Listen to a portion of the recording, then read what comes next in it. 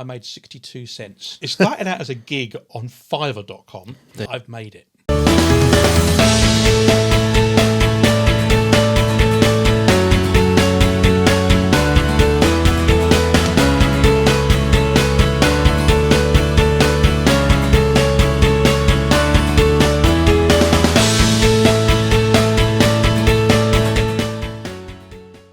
Guys, welcome to the Business Mutiny podcast. Today we've got Matt Newnham, who is an author in the UK. So we're going to welcome him, talk about real issues that he's had in the past, how he became an author, and the journey that he took into it. So thanks, Matt, for coming in. We are going to deep dive into business and books and all sorts today.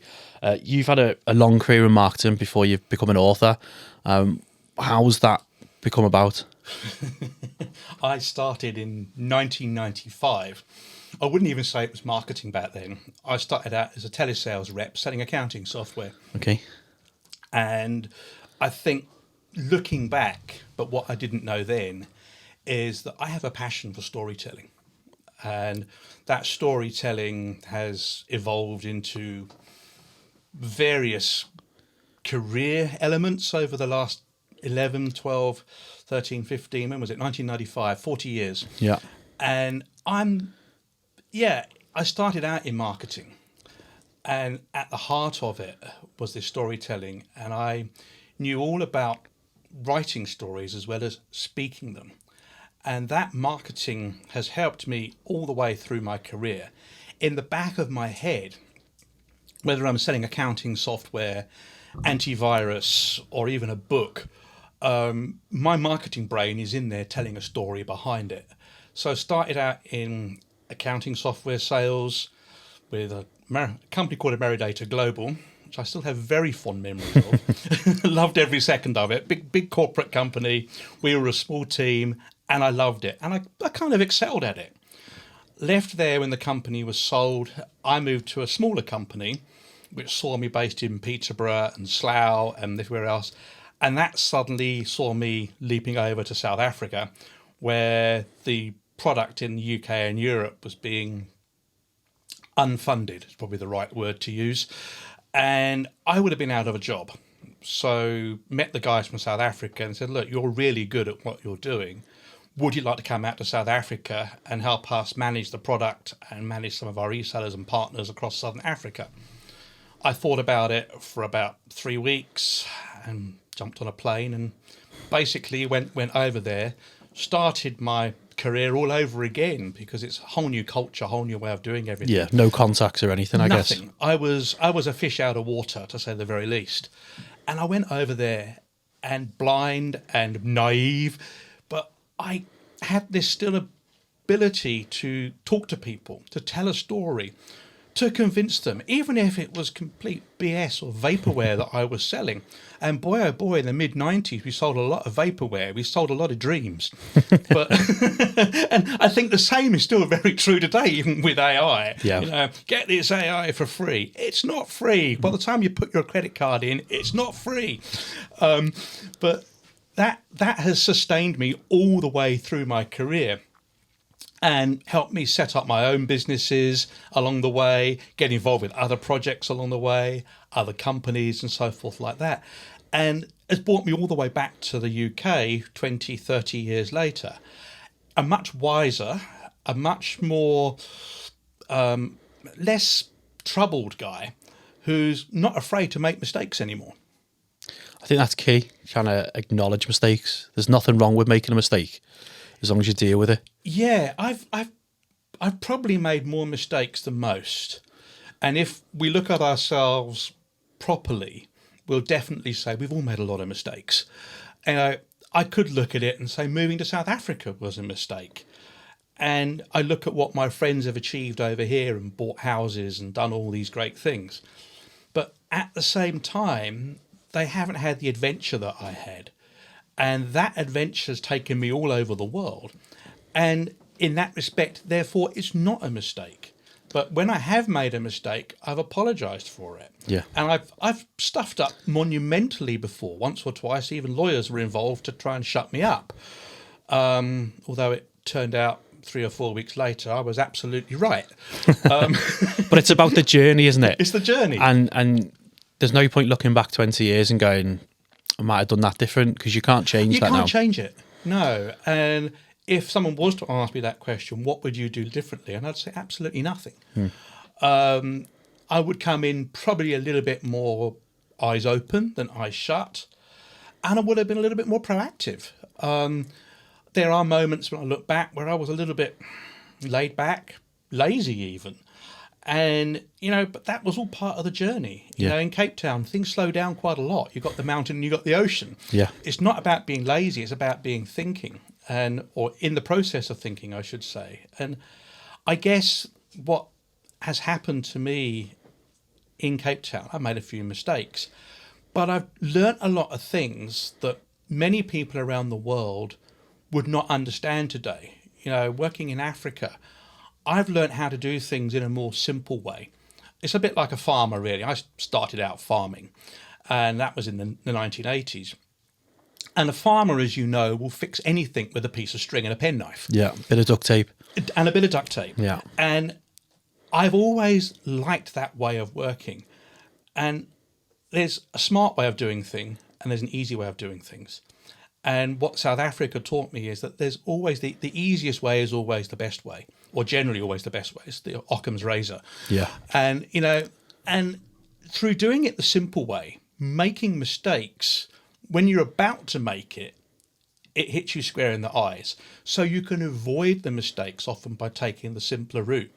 And the simpler route might be slower, but slower is sometimes better as well. Yeah, sometimes you slow down to speed up. You have to. Yeah. I was out in Poland for a while, and I've had a painting painted for me in a frame of a turtle. And there's a Polish saying about sort of go slowly quickly. And that's to slow down to speed up. Yeah. And that picture of this turtle sticks in my mind every single day of my life. It's crazy, isn't it, how little tiny moments still impact you years later. That was a huge impactful moment. I was helping a charity out there with sick kids, and this was painted by a young girl with cancer who happened to pass away 6 months later. She was only about 10.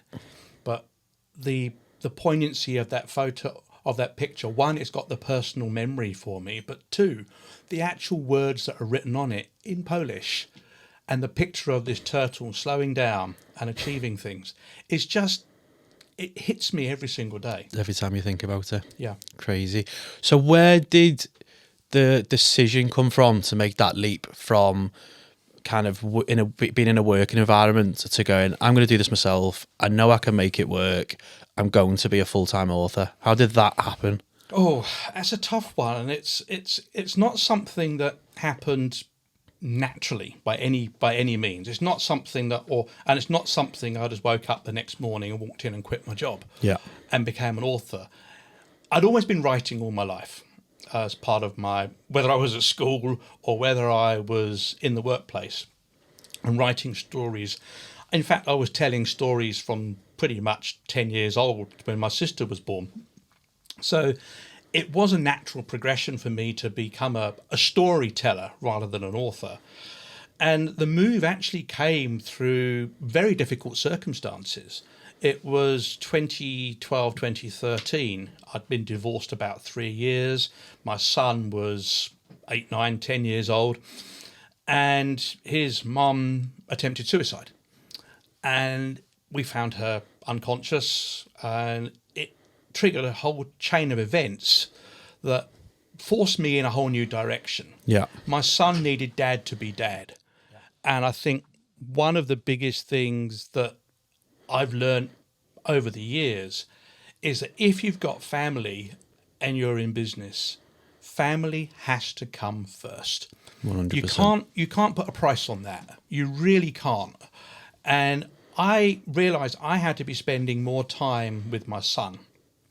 And I had a very good relationship with the company that I worked for. And they knew intimately what I was going through. They could see that I'd taken 2 weeks off. I'd cancelled an engagement up country. And I was spending time with my son. And I too was hurting. And in that process, I was given a month to think about things, which I did.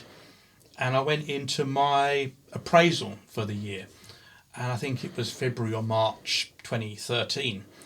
And I went in and I made a decision there and then that I was going to step out of the business because my son needed me more than the business needed me. Yeah. It was a really tough decision.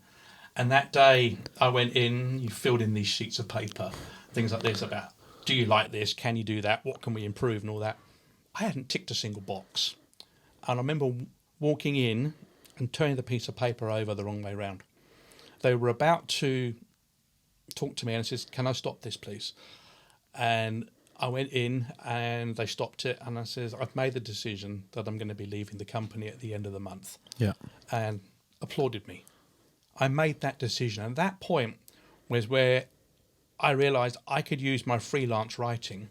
My then employer became my very first customer. And that started the road to where I am now as a full-time author, still doing a little bit of freelance writing because books don't always pay the bills. But that's where it started. It started at a time of absolute adversity. Yeah. Was it like a release? It was a massive release. Like it took you out of the stress and strain of what was happening right now and took you to effectively like a different world? It did. It very much did. And it allowed me that time that I needed.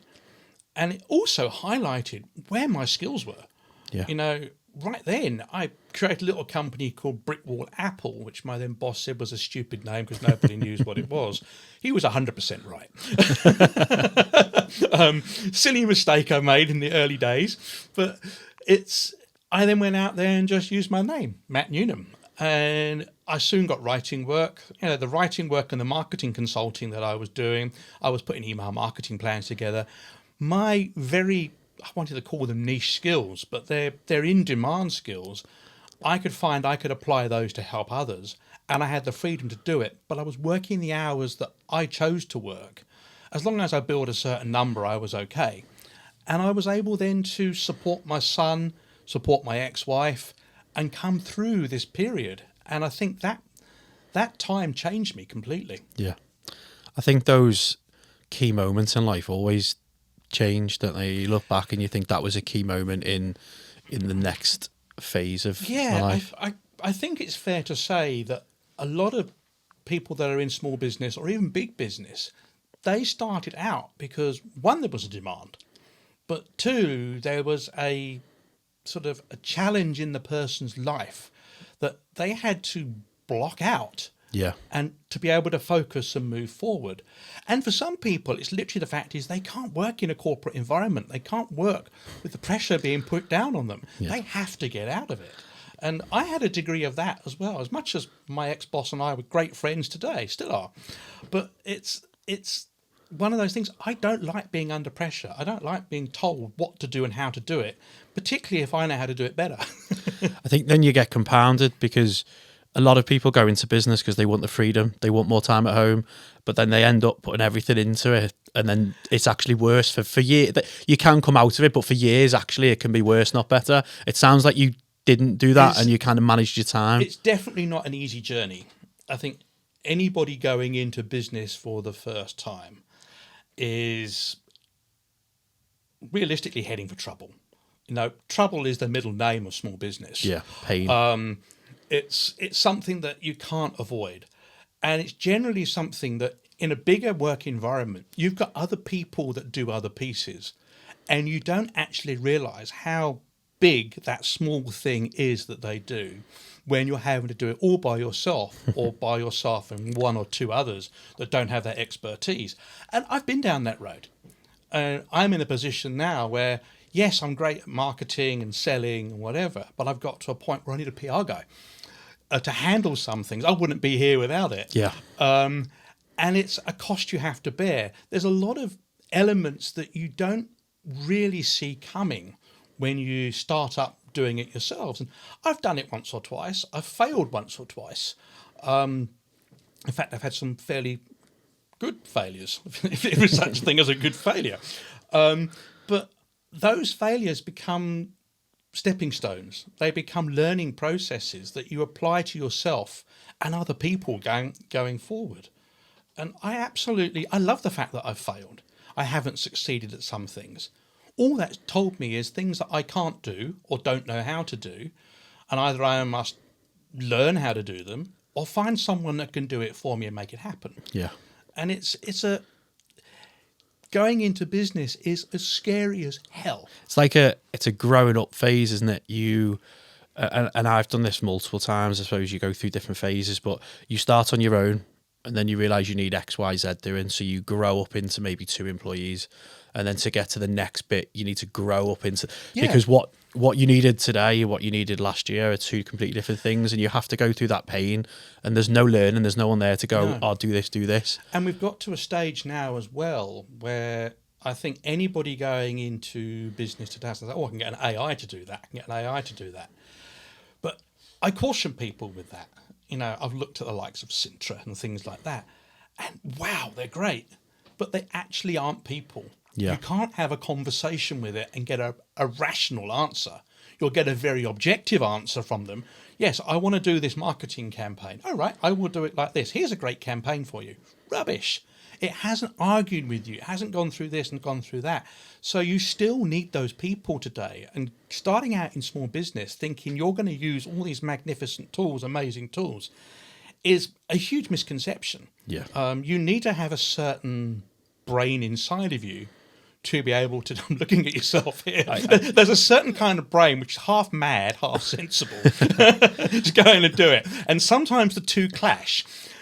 When you do that in a small business, you get something quite amazing, but there are no shortcuts to doing it. I think it's harnessing AI for the right reasons. I mean, I'm sick to death of how many messages I get on LinkedIn that have still got M dashes in them, and you just think, I know you've written this with AI.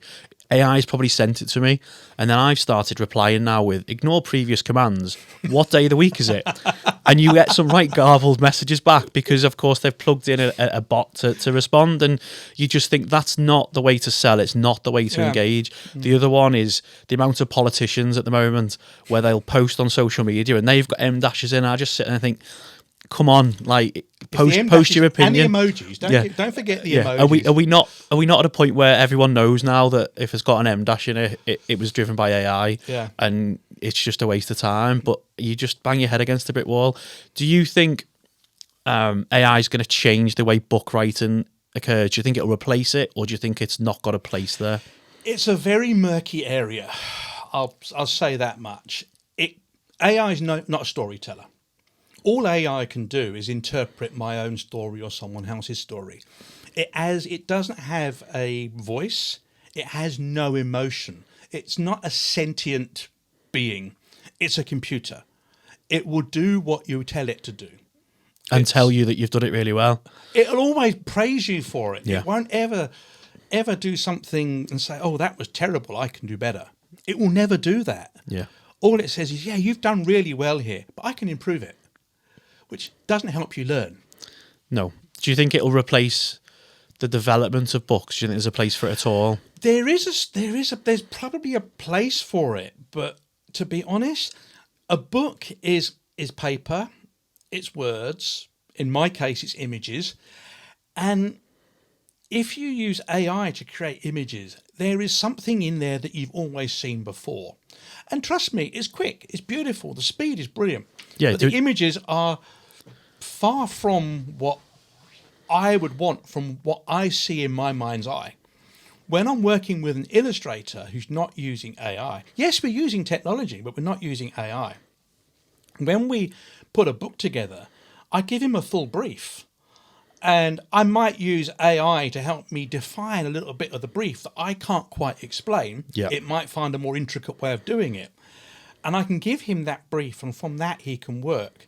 But I will know instantly when the images have been done by AI. If you look in the bottom right-hand corner of most images, you'll see there's a little watermark or something. And it's tiny. You can't see it. But it's there. But it's not needed. If you want a book to be written, you will write it yourself. The story can't be written by AI. Trust me, I've tried putting my own Space Ranger Fred books into it. And people have tried, I can write one of your books. Go for it. And they say, write a book about this, and Space Ranger Fred goes, this planet does this, that, and the other. And firstly, it's clearly read some of my books in the past. So you can see it's trying to copy me. But secondly, it makes lots of contextual errors. And then when you read something that's written in length, particularly a story, a creative piece, when you read it and it's been written in AI, every second or third paragraph begins with the same 2 or 3 words. Yeah. Just repetitive constantly. It's competitive. It knows a pattern and it's working from a pattern. So is AI going to replace books and replace authors? I'd like to say no. Yes, it will do, because you're going to get these people that are going to push it. Oh, I've got a story idea. I can get AI to do it. Done in 5 minutes. But there's still space for authors to be themselves and write, and not to be in such a rush. I can write a 10,000 word Space Ranger Fred book in about 3 weeks. If I put it into AI, it's done in about 30 seconds. And there is no rush in what I'm doing today. And I think that's the biggest thing that people have got to realize is you've got to slow down a lot more in this world today. So speed isn't going to be the issue going forward with AI and books and so forth.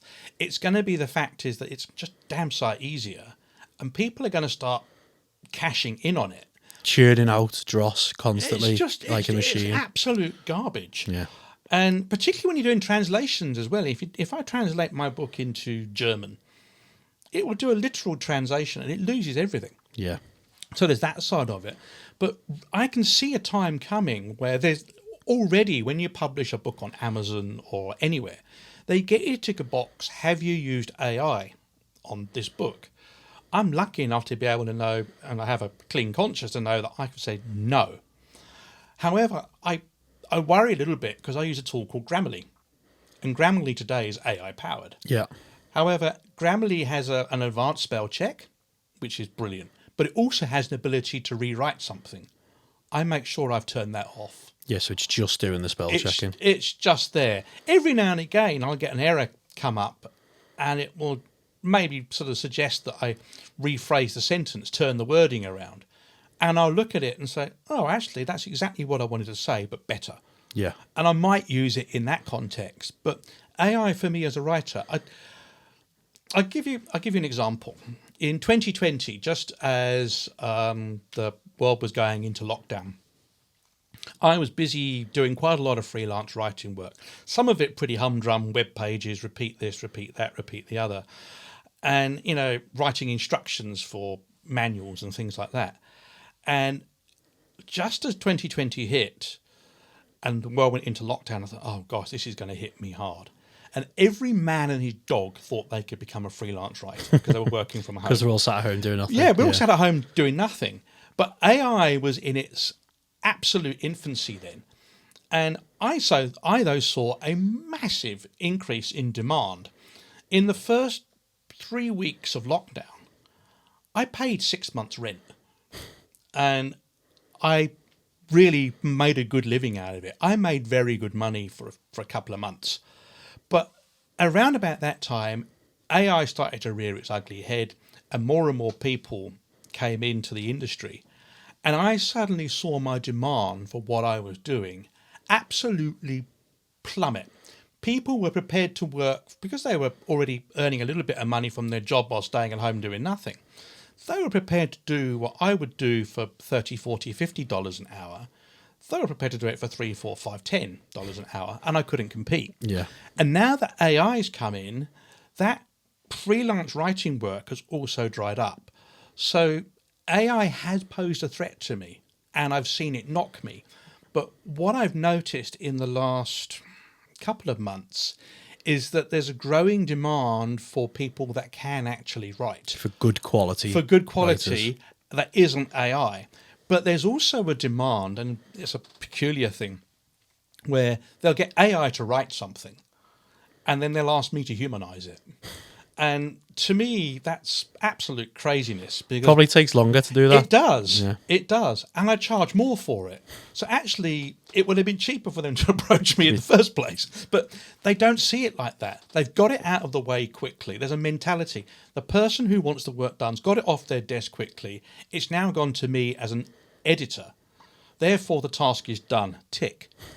And it's about getting it done quickly. And I get it back to them a week, 10 days later with completely rewritten Completely rewritten at double from the start. cost of what it would normally cost. But, so AI is there. And I think one of the challenges is I've been very upset, angry about AI, but it's how do you combat it? How do you overcome it? And for 30, 40 years, I've been having the same question, but with different areas of my career.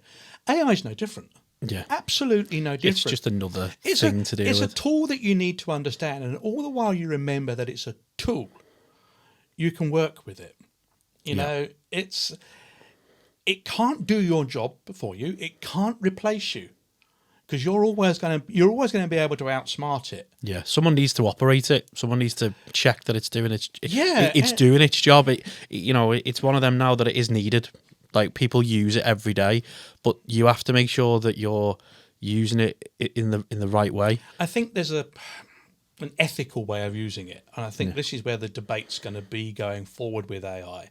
It's the ethics of it. Yeah. And I think, I take my hat off to AI. It's brilliant. Don't get me wrong. It really is. And I love what it can do. If you can put a picture of Donald Trump riding a donkey. In a bikini. Fantastic. While in a bikini, because that's While in a it's bikini. rife this week, isn't it? And that's just a donkey. It's that sort of thing that AI is brilliant at. Yeah, but the serious actual work that But needs the serious quality actual details. Work, look how it's impacted the NHS going through medical stuff and whatever. It's brilliant like that. And in areas like that, AI is going to be fantastic. And anyone that knows how to develop AI and build the structures behind it, use the building blocks that are there from whoever it might well be out there these days, from Elon Musk and so forth. If you know how to manipulate it or build it and use those building blocks to make something that can help people, you're going to be in the money going forward. Yeah. And I think that's where it is. AI is there. It's here to stay. It won't replace me, because I refuse to allow it to. And I think that's something a lot of authors have got to understand. But even small businesses, it can't replace you. But I think it's also waking people up to saying, okay, what can I do different in this world of AI? And we're talking about business here and whatever.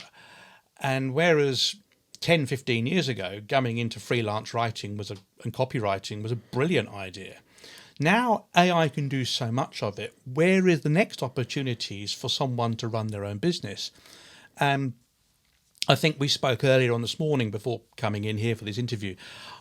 It's going to be about people using their hands, doing something more manual, doing something where they have to think, doing something that AI can't do. Now, the US has got a massive shortage of plumbers and electricians and whatever. So have we, I think. So have we, because all of them over here are Polish or Ukrainian, and there's nothing wrong with that. But there's a gap in the market for that. And I think people need to start moving forward and starting to understand where's the gap in the market that they can fill. And since 1996, I've been trying to find that gap. Trying to find it. And I've always found it in the workplace. And my gap was initially my writing, which has taken me to writing children's books. But that gap's now disappeared because of technology. So the next gap for someone, me, myself, 30 years younger, has to be found. And I think it's going to be definitely something, I think back to my farming days, it's something a little bit more manual. Yeah. And people don't like that, unfortunately. No, it's hard work. So, Space Ranger Fred, available in every good bookstore. Well, Waterstones is now in there, and Amazon. Amazon. So where did Space Ranger Fred come from? Because I wish I knew. Because we know AI didn't do it. So where did it come from? I wrote the story in about 2014, but it started as me and my freelance writing. It started out as a gig on Fiverr.com. There you go. For $4, and I had to write a story for an Australian English teacher who wanted a story so he could teach his kids about space in class. And I wrote a story called Space Ranger Max. I wrote it. Damn, that's flipping good. I'm not going to give that to him. It's way too good. I'm not charging him. He's not having that for $4. Yeah, it's not. It's far too much for $4. So I left it on my hard drive. I wrote another piece, much shorter, also called Space Ranger Max, which was simpler. and it spoke more about the planets and whatever. And I passed it on and got paid my $4. And yippee, I'd done it. I'd made $4. And to be honest, I wrote the story. It was about 1,000 words. It took me half an hour. That's how quick the stories come to me. So there's an Australian teacher out there somewhere with an original piece of work that's not published. He doesn't know it. He doesn't know it. He does now. I know who he is. He doesn't know who I am. So he's got that. I've still got the original piece, fun enough. I looked at it the other day, and I can see why it was accepted. It was quite smart, even if I say so myself. But I left it on my hard drive and thought nothing of it. And then a couple of months later, I found myself homeless. Everything had gone wrong with my ex-wife attempting suicide and a few other issues and so forth like that around me, adding personal pressure to me. So I was sofa surfing, living with friends, and they had a 8, 9, 10-year-old daughter. And she asked me, Matthew, what do you write every single day? I said, well, have a look on my hard drive. She opened up my laptop and threw some coal in the back because it was a really old laptop. And she found this thing called Space Ranger Max and read it, showed it to her mum. Her mum read it. And her mum said, that's really good. You should publish it. Did you know you're that good? I didn't know. And sometimes you only know what you're good at until someone really tells you, someone who can be brutally honest with you. And I then thought about it and thought, okay, but I don't have a clue how to go about this. I'm down at the arse end of the world in Cape Town, the most beautiful city in the world, earning a currency that's becoming more and more devalued every single day. So what I thought was a lot of money in South Africa wouldn't buy a packet of crisps over here in the UK. I thought, how the heck am I going to get this published? I spoke to a few publishers and they kind of dictated what they wanted to me. Yeah. And I didn't like that idea very much. So I took a step back and I rewrote the story, edited it, added a bit to it, added some humour to it. I thought, okay, I've got something here now. But how on earth do I go forward? I then found a very small self-publishing company in the US who wanted $150 to help me put it together. But they said I needed some illustrations. So I thought, illustrations? I'm going to go straight back to fiverr.com. And I found a guy that would do, I'm still working with him today, same guy, Richie Williams, and he charged me $5 for every image. And I thought, well, I needed about 10 images. That's $50. I can just about afford that. So I got him to do them, and I was completely blown away by what he drew. In fact, he was one of a handful that I looked at. So the images came together, and then I had the text done. The text was edited by a guy in the US, and I got them to format the book and whatever. And basically, we used a free ISBN number, which Amazon provide, which I've now learned are pretty pointless, to be honest. But my book was there. And my first goal to get it published was achieved in, I think it was November 2015. Right, okay. And the book came out. And it felt really, really good. I'd achieved something. And now... Do you remember your first sale? Do you remember that first kind of email from Amazon saying you've sold a copy? I do. I made 62 cents US. Anybody out there? Authors aren't millionaires. So, yeah, it was 62 cents. I was really pleased. But more than that, I remember the reviews coming in. And I've now got quite a lot of 5-star reviews. And the reviews were not so much ego boosting, but humbling. And, when I read it, and there was one up there, it's still up there to this day, of a boy doing it on video. And every time I see it, I want to cry because it's so real. And at that point, more than the first book sale, I remember the book saying, I've made it. Yeah. Or I've made it to this level. Now what? And the next level was the next book. And what was the time between the first and the second book? How was that? Was it less than a year? Less than a year. Less than a year. Shoelace Adventure came out in November 2015. Umbrella Rescue came out in, I think, October 2016. Okay. Came out really, really quick. And both books followed the same format, same illustrations, same everything. $150 to get it done, cheap and cheerful, on the cheap, self-published. Yeah. And that's all I could do at the time. So you've gone down the self-publishing route. Is that a route that you'd recommend? Is it tough? It's very tough. And I would recommend it if someone wants the freedom to publish, if they just want to get it out there. It has one downside, is that you've got to do all the marketing around it. Yeah. If you go the traditional route, you're going to find, and that's the same with children's books or even business books or what have you. Finding a traditional publisher will take away all the marketing, a whole pile of other things, distribution and things like that. But they will also take away a bit of your profit margin. But as you probably gather, there's not a lot of profit in books. Not 62 cents a pop. No. But you would sell a lot more of them probably with a traditional publisher. And I am talking to a couple of publishers at the moment in the US that have come about from actually doing interviews like this, believe it or not. But the self-publishing route is not as straightforward as someone might think. You've still got to be very professional. Yeah. You can't just get a Word document, stick a couple of pictures in it and publish it. Even Amazon has a very simple self-publishing platform called KDP, but they have certain requirements and certain standards. Yes, there is the box, the tick, was this AI generated or not? And trust me, if you tick the box and say, no, it's not, and what you've submitted is, your book will be picked up. They have all sorts of tools in place to make sure it constantly. It's standard. Yeah. So you've got to be able to be prepared to go out there and do a lot of hard work to get it out there, and then spend quite a bit of money on marketing. And I think over we've just worked it out, the last 12 months on the latest book, we've spent just over $35,000 to get that to the hardback and get it in the shops right now. Yeah. And not everybody has that sort of cash to spare.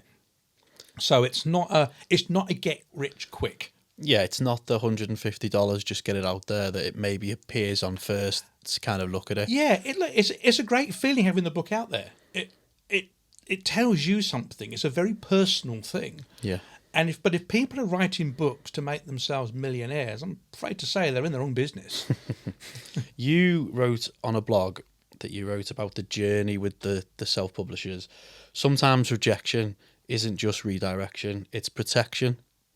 Very much. Do you kind of still stand by that? 100%. What was the rejection that's kind of driven you to that? I was rejected by multiple literary agencies and publishers and whatever. And I think what it is literary agents and publishers are driven by what they think the market wants. Yeah. So what they can sell, effectively. What they can sell. You know, it's like going to a market stand and the guy's got apples and pears and whatever, and bananas and everything. And you go up to him and say, look, can you sell my wind-up radios? It's not what he does. He's not going to understand it. Therefore, he won't take it. So he's going to turn you away. He's not the right person to go to. And I think all it taught me was that I believe in what I've written. I know what I've got is good, and book sales and getting it into Waterstones is proof that it's good. And the fact that a literary agent or a publisher can't see it doesn't diminish my work in any way. It doesn't make it any worse or any better. It just means it's not what they want at the moment. Yeah. It's as simple as that. And I still knock on doors today. I've got a couple of other books that aren't Space Ranger Fred related, and I'm knocking on doors with those. But it doesn't stop me. The self-publishing route shouldn't be seen as a last resort either. Yeah. I think the self-publishing route is, I was with a very well-known author a couple of weeks ago, and his last book sold a couple of million copies. And he is semi-self-published. He stepped away from the literary agents and whatever, and he's working with a publisher, and he's got that freedom back that he wanted. That to him makes all the difference.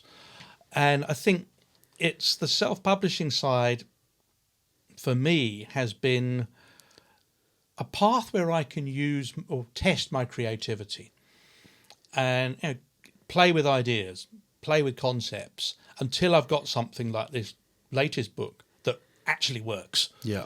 And I think it gives you that freedom. So to anybody going down the self-publishing route, I'd give it a try. Don't dismiss it. Cool. And then from a feedback perspective, like you spoke about the reviews that you've got, which are great. You've also had some negative feedback over the time. We spoke briefly before about the book down here where you missed your name off it the first time as well. I've done worse than that. From a negative feedback perspective, how are you dealing with that? Do you just take it on the chin? Do you take it personally? Kind of, do you always look at it and just think, Initially, I take it very personally. Yeah, I don't like it. I want to hit that delete button. I want to or go reply out there and be murder like, them. "No, you're wrong. You're wrong. Yeah. You're wrong. You don't understand. You haven't read it." But no, it's not that at all. I feel that initially, and it hurts. But I use that as a stepping stone, as another compass, as a guidance point of, okay, what have they read? What didn't they like? What can I improve?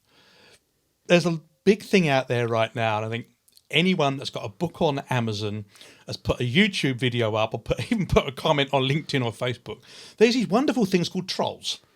They take pleasure in just making people's lives a misery and just literally saying absolute garbage because they haven't even read it or done anything. Yeah, complete keyboard warriors. Complete keyboard warriors. And there's plenty of those out there. And you know what? I've learned that to spot those a mile off. And I let them do it because, as we've said earlier, all they're doing is improving my algorithm. Thank you very much. Yeah, thanks for that click. Thanks for the comment. Thanks for that. Here's £1. Yeah. Keep going. Do it again. Do it on the next video. Do it on the next post. And the next one, and the next one. And it's great. Although I now learn to respect the reviews, genuine reviews, if I get a negative one, which happen. It might not be that it's someone's cup of tea or they might have read it when they're not feeling well. I appreciate that. And particularly if it's a long review. I've just had a 5-star review done on Reader's Favourite in the US. Very positive. And those sorts of reviews are great. But I think if I'd received a long review and it was suddenly published in The Guardian or something like that, and it was negative, I would go back to that person and say, okay, how can you help me? What is it that you actually found so bad or didn't like or what have you? Use it as a tool. Yeah. That's what they're there for. The reviews are there to guide readers and other people to buy or not buy the book. But the authors need to use them as well. And that goes true for LinkedIn comments and things like that. If someone's saying something I disagree with you, ask them why. Yeah. Stand up and do so. And that helps you. Yeah, I suppose as a business owner, I think people take those reviews really personally, but doing what you've said and just going, well, you know what? How do we do better? How do we reflect on it? Yeah. What did we get something wrong? If we did, what do we do? How do we improve? Is a huge part of learning. Yeah. But everyone at some point is going to get that 1 star, and I've had a couple. You just have to laugh it off at the end of the day. And I've had it also when I've written. You can't please everyone. I've done freelance work, and I've written it all 100% as they want, and they come back to me not wanting to pay me. Upwork's a prime place for this. I'd written fantastic stuff for these companies and whatever, and it meets the brief 100%. And they still say, I don't think he got it, therefore I don't want to pay him. And that is really difficult. And I've won 90% of the time like that, when I've shown my work and said, actually it does, you just don't want to pay.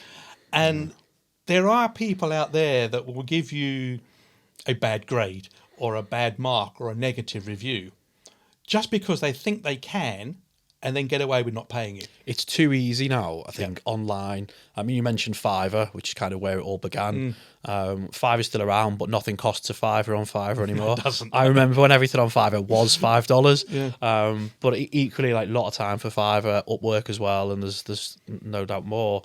Do you see a lot of content providers using them now to kind of get work? Is that prevalent? I've seen the migration, the quality of the work that's on there is dropping. Right, okay. There's a lot of migration to India, the Far East, and places like that, where the countries are, in inverted commas, poorer. there's a lot more people using it like that, because although they claim to speak English, for example, their English is poor, but they can use AI to uplift their English and make their end results that bit better. So I'm seeing a migration. If I was to do a filter on Fiverr looking for someone in the UK, the number of people, the total number of people I might find for a gig is, say, 11,000. When I say, but I only want them in the UK, I want them native British, that might pop down to 500. Yeah, I think it's got a huge place though. It's massive. We use it like I just need this tiny piece of work doing. I need it quickly. I don't want to send it off to a marketing agency that's going to cost me £1,000.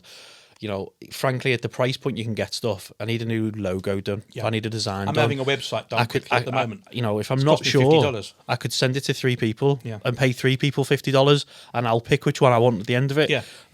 So when you're, especially in startup mode and every penny counts, actually, it's kind of logical to do that, and it's just like outsourcing, but on a much easier kind of route. I can do it myself, but I can pay someone peanuts to do it. And I've got a couple of guys on Fiverr that I've used a couple of times. Richie's one of my... He's been paid a heck of a lot more than $5 now. But I've got a guy building a website for me at the moment. And I could give it to my web developer guy, who's also Richie. He runs a company that does that as well. And I can get the website done for $3,000. I don't want to spend that. It's 3 or 4 pages that needs to be done quickly. It doesn't need to be grammatically correct, because you can update it afterwards. Yeah. And the guy's doing that for me now, and it's going to cost me $50 at the end of the day. Just a no-brainer. It has its place, and I don't care if he's using AI for anything or whatever. I don't care. I just want it done. It's my time that he's making the most of. Yeah. And that is, again, something that I've learned over the years. The most valuable commodity I have is time. 100%. So the book is available in Waterstones now. Yep. Where is it available? Tell us. Well, the first shop was Haywards Heath. Okay. One little shop, 12 books. Now I'm getting people to go in there, knock on the door and ask for it. Simple as that. So we all need to go down to that all store. need to go to your nearest Waterstones and ask for the book. Simple as that. But it's that, to me, that's the pinnacle of where I wanted to be. 11 years ago, when I started out with this book, I wanted to see it on the shelf of a bookshop. Yeah. That was the single solitary goal. And I'm glad to say I've achieved it. But there has to be a what next. Yeah. I can't just stop at doing that. You know, if it was 12 books and the 12 books went on there and made me 50 million quid, happy. But it has. But when you bought all 12 yourself, when I bought all 12 myself and made 62p back on each one or whatever it is, it's not even 62p. I think it's 22p actually on Waterstones. I think the next step is what I have to think about. But the books are available on Amazon. I don't really like Amazon. I'd rather, with Waterstones, there's 3 or 4 middlemen involved, which in my mind means I'm paying the salaries of 3 or 4 middlemen. Yeah. And I feel happier doing it that way round.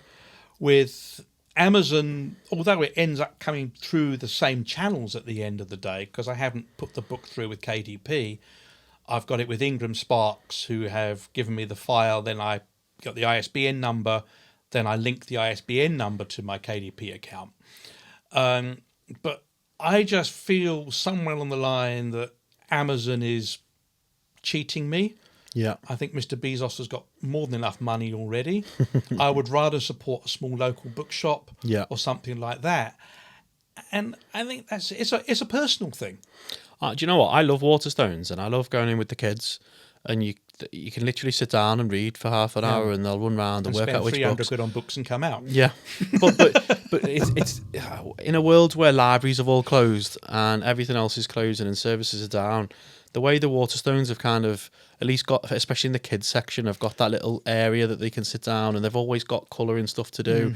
It's not just going into a bookshop anymore. It's kind of like, as a parent, you can go in and spend half an hour in there with the kids, and all right, you're probably going to buy a book and it might cost you 10 or 15 quid at the same time, but it's more of an experience sailing Waterstones now than it ever used to be. That is a huge part of where my business, the brand behind Space Ranger Fred, is going now. That's actually quite a nice lead into that. And, it's experience. Yeah. There's a thing right now called the experiential gap. The experiential childhood gap. It's about kids not doing. They think they've done it. Oh, I rode a bike yesterday. Meanwhile, that bike was on a little 3x4-inch screen, and they were riding the bike on the screen. They think they've done it. Yeah. They haven't actually gone out and ridden a bike. And the fact that you can go into a bookshop and pick up a book is probably the most valuable experience a parent can have with the kids. It's that touchy-feely, it's that sensory thing. It's the fact that they know there's a book. There's a smell to it. There's a noise to it. There's a sound. There's a taste to it even. And that is such a huge part of everything today. That sensory gap, that experiential gap, as the experts are now calling it, is an area where I'm still pleased to be printing my books in hardback and paperback. Yeah, they cost a little bit more. Cost me a little bit more to do so. But it's old school. Yeah, and there's nothing. I mean, Maddie, so my 4-year-old, every night will pick up a book and we will lie on the bed and we'll read it to her every night without fail. And that you can't put a price on. No, and it's 5-10 minutes before she goes to bed. But you know, in a busy day where you've been at work and you've maybe not seen the kids all day, either me or Claire will sit there and read a book with them for 5 or 10 minutes. You successfully run your own businesses. So I'm turning the interview around a little bit here, but this is the nature of things. You successfully run your own business from 9 till 5. You're running around like a headless chicken sometimes, I expect, and whatever, and you're really busy. But that 5 minutes, it's often a lot more, but just 5 minutes with your child at the end of the day is a huge bond. But it changes something in you that gears you up for the next day, the next week, the next month. And you know you can't replace those moments. No, it's like 5 minutes of calm, isn't it? It's 5 minutes that, you know, it doesn't matter what emails you've got to look at, what's on the TV, whether you're at, nothing matters. And the only thing that your kids remember is those little snippets of time. Yeah. They don't remember what you got for Christmas. They don't remember those bits. They just, all they want to do is, oh, can we sit down for a few minutes and do this? And that's when you're in business for yourself, you can't put a price on that. No, not at all. And it's the same with staff. Sometimes you just need to spend 5 minutes just chewing the cud over a cup of coffee. When you pick something up that's not right with them, just go and talk to them. Yeah, and that's harder now because of work from home. Yeah. Like, it's that gap between the screen and person. Those 5 minutes by the water machine or the coffee machine do so much for bonding in a workplace, and you just don't get it anymore. Look at what we're doing today. You know, we've both travelled 1 million miles to get here in the middle of London, and we couldn't have this same conversation on Teams. No. And bringing it back to the topic of what we're supposed to be talking about, it's something that small businesses need to understand. Face-to-face means literally face-to-face. Yeah. And you will get so much more done by actually going out of your way to meet someone. A little bit of body language, a cup of coffee makes all the difference. Feels like life's going back to that. It has to. I definitely, my experience at the moment is more people want to meet face to face. Like, we're only doing these podcast sessions face to face. I don't want to sit on a video camera and do a meeting. I can't imagine anything worse. I hate it, and I'd much rather drive for an hour and sit down with someone for half an hour and a cup of tea. Yeah. Then we'll just jump on Teams, and then you spend 10 minutes going, the weather's nice, isn't it? Yeah, it's a bit miserable outside. Yeah. Then you're saying, is it working? Is it working? Is it working? Does everyone hear me? Oh, no, my internet's not working very well. Like, and you just sit there and think, you know, from a relationships perspective, which is what business really is, it's a game of building those bonds. So you have a customer long term. Constantly. You can't do that over video. And you know what? It's got its place. I understand it's got its place, but put me in a meeting room with someone all day long. It's handy for the quick meeting, quick catch up to the other side of the world. Yeah. And I've now done podcasts and interviews and goodness knows what all over the world. But I will say, and I've travelled to some of them, the difference between doing it like this, face to face, and whether I'm in a podcast interview or I'm with a publisher or I'm with a school or whether I'm with a business person talking business, the difference doing it face to face, you come out a lot more satisfied. Yeah. And that satisfaction factor is what's missing in the world today. It's what AI is taking away. Technology is taking away so much. And I'm talking to a guy that runs a technology company. Yeah. But that connectivity, as the modern day connectivity has destroyed the connections Yeah. in a really weird way. Like, it should have made connections quicker and better, and it has, but it's actually the personal connections. The quality of it's gone down. Yeah, they've gone. And I think that's the biggest thing that I'm now starting 2026 with, looking to talk to schools. But I'm taking my storytelling a bit further. I want to take it into business and things like that, because back to where I started, I understand the value of what I offer. Yeah. And taking that into the businesses and getting them to talk to people. And a huge part of my storytelling, as much as I started on the phone, the sale that I started was only ever finished face to face. It couldn't be done over the phone. It couldn't really be done on a Zoom call or a Teams call. And that still sits with me hard today. And the face to face, whether it's face to face for work, face to face with your daughter at bedtime reading a crazy storybook, you can't put a value on that. No. You really can't. We've covered off kind of the journey so far and the book, but trying to look at kind of looking back a little bit, what's the toughest moment you've had in that journey? Toughest moment, there were a couple. One was when I think the toughest moment was making the decision to actually make the leap from a full-time job that was paying the bills to going on my own. And tough because it was a very dark time and a very personal reason why I did it. And I don't think everybody has that deep personal element to think about. Yeah. That, and the second time was when 3 years later my own son attempted suicide because the impact of it all, the PTSD, was so bad. Those were the toughest times. And currently right now, we wouldn't know it, me sat here, I suffer badly with long COVID. So every day for me, I'm tired. Yeah. From the moment I wake up to the moment I go to bed, I sleep, and the moment I wake up again, I'm tired. My legs stop and things like that. So I'm facing a constant challenge every day, but it doesn't stop me doing it. So in many ways, my health and my family have been the toughest parts of the career going forward. But I also think the other big one was I was in the corporate environment and I realised, the toughest thing was me realising I'm doing this. I'm monkey say, monkey do. But I can improve it. But I don't have the courage to go and speak to my boss to add something and make it better. Yeah. And eventually I found that it was a really, really tough thing to do. I was young. And sometimes the toughest thing is actually finding the courage inside to actually talk to someone about it. That fear. That fear.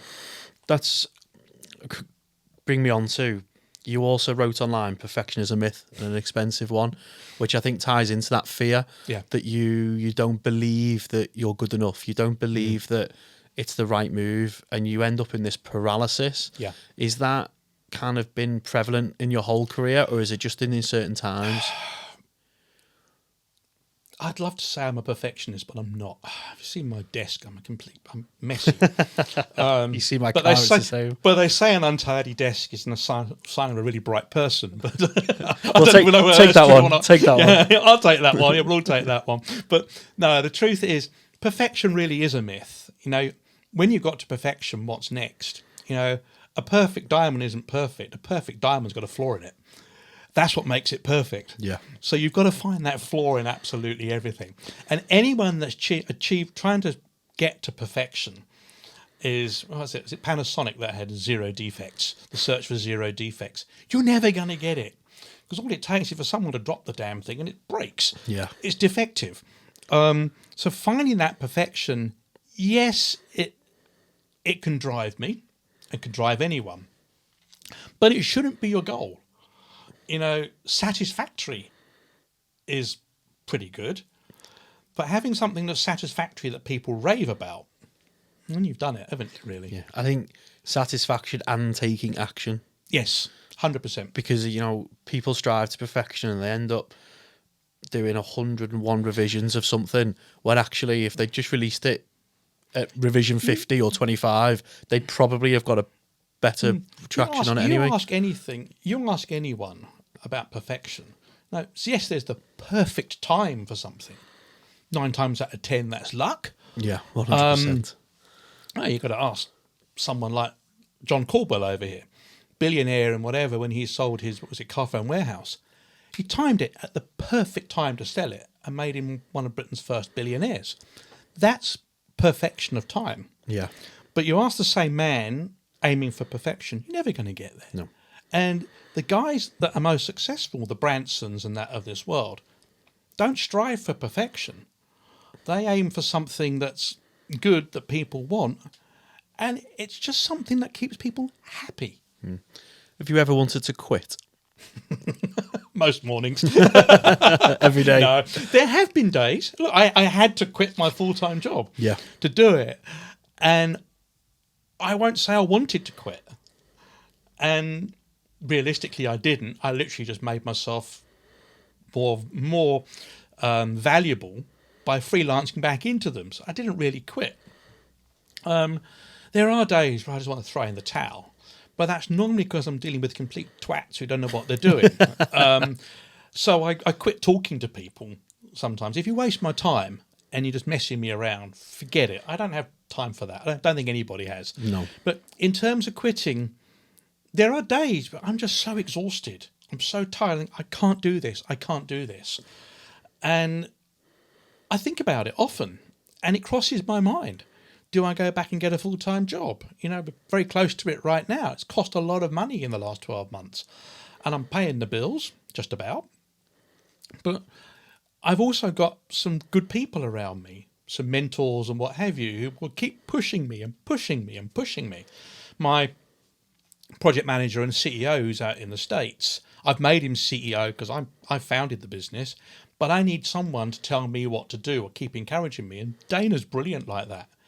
But I've also got a mentor that I've had for a life coach for 10 years out in South Africa. And she adds a whole new perspective to everything. So when I'm feeling like I really can't do any more, I want to know my what's next, or I just want to throw in the towel, I'll pick up the phone to her and she'll say, Matthew, look where you've come from. Look what you're doing. Think about what you've got. And you will find the answer. You're not failing. I know you're tired. Carry on. And it's like running a marathon and having someone beside you saying, keep going, keep going, come keep on, going. you've got this. And you've got to do it. And I'm going to have down days and up days. You know, Friday when I was told the book was going into Waterstones, I was on an absolute high. Monday morning when I'm trying to fix a website that doesn't want to come right and I'm pretty fed up with it, I was on an absolute low. And you're going to get those. But yeah, it'd be fair to say, I often think about throwing in the towel, but I know I can't and I won't. Yeah. Is there a self-belief there that there's a bigger purpose in the books? There's a bigger purpose in what you're trying to do? Very much so. Very much so, particularly in the direction that we're now going with the books, with this cognitive learning and experiential gap training and getting kids to think differently. Since the end of October, really, when a conversation was overheard in the bar on the beach in the sun at 30 degrees while I had a filthy cold. There's a new direction that's come out. There's a purpose. Yeah. And when you find that purpose, quitting isn't an answer, isn't a solution. It doesn't exist. You find that reason to get up in the morning. You find the 25th hour in the 24-hour day, even when you're completely burnt out. And you just make it happen. And finding that purpose really makes all the difference. What would your advice be to someone that's thinking about taking that leap into either being an author or, you know, going to run their own business, going to be freelance, when they're in that security of a job, you know, they get paid every month, they pay the mortgage and relatively they're quite secure.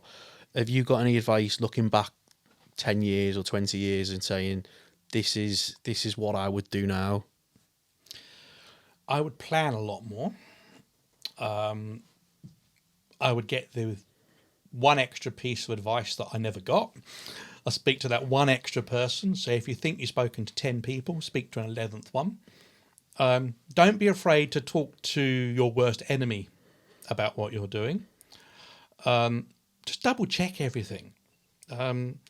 Piece of advice I would say is it's not going to be easy out there.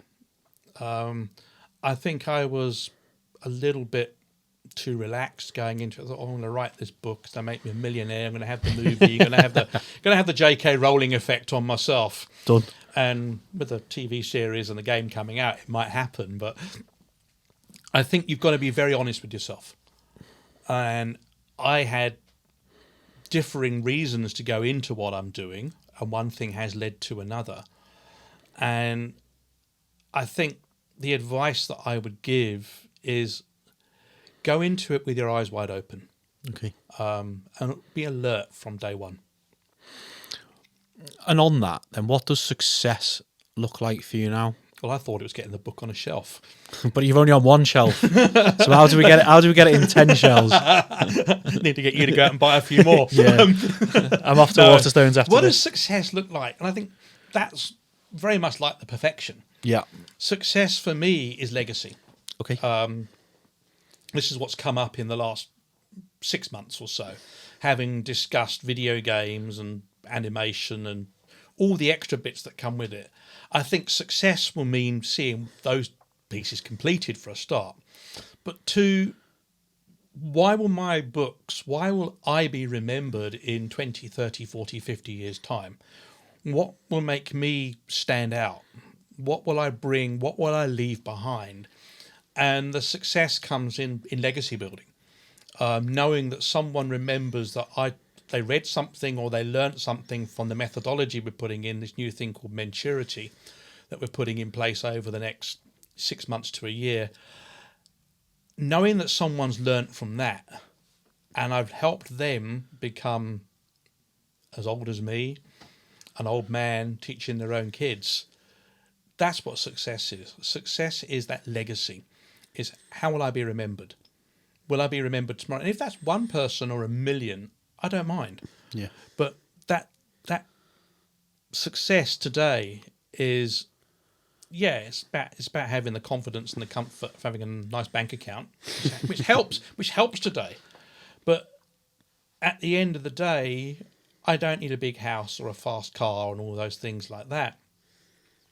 If I'm making someone happy, that's success. And I think if you look at when I wrote the first book, my intention of writing that was just to get kids to read. And I now know that thousands of kids have read my book. Yeah. That's success. And now I know that some of those kids are reading the books of their own kids. That to me is crazy, success. isn't It's a lovely feeling.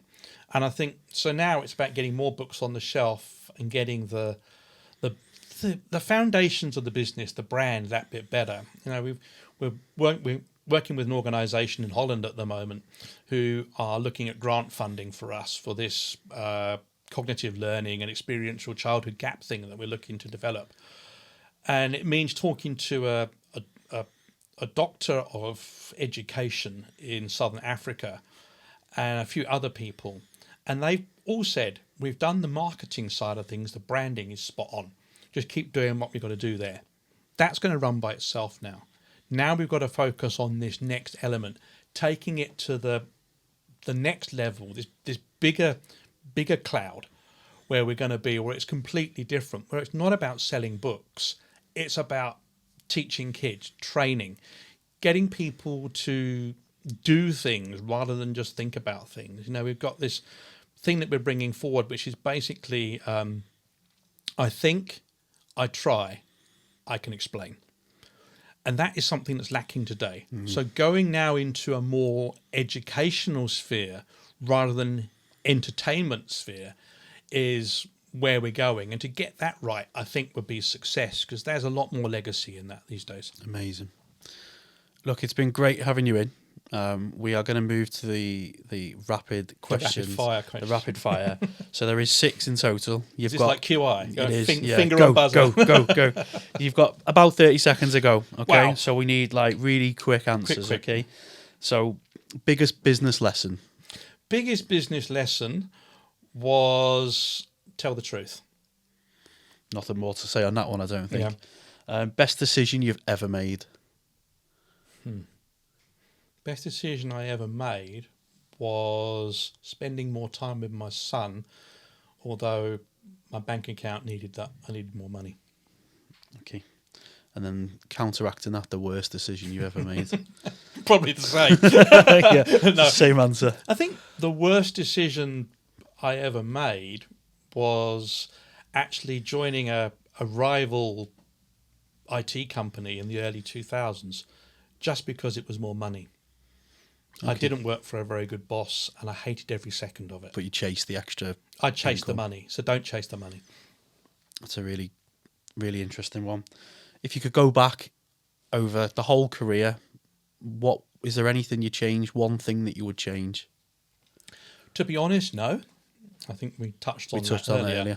But I think if I could change one thing is I would slow down a little bit more.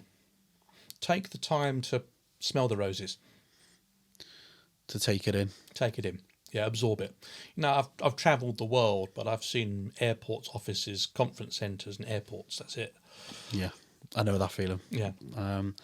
Advice for a 20-year-old you? Advice for a 20-year-old you, I would say is trust yourself, listen more to others, and shut up. There you go. And then the final one, and this is a good one because you're an author as well. Oh dear. The best book that you've ever read? Best book I ever read, really got me started on everything, was a book that will surprise most people, was actually The Lion, the Witch and the Wardrobe by C.S. Lewis. It started something in me that I'll never forget. Cool. So thank you very much for being in. Pleasure. Guys, get down to Waterstones. We will put the links. Space Ranger Fred and the Great Galactic Bake Off. Yeah, we'll get all the links put in the at the bottom of this and tag you so you can go and buy it either online or in store. But Matt, thank you for coming in today. Absolute pleasure, John. Thank you. Cool.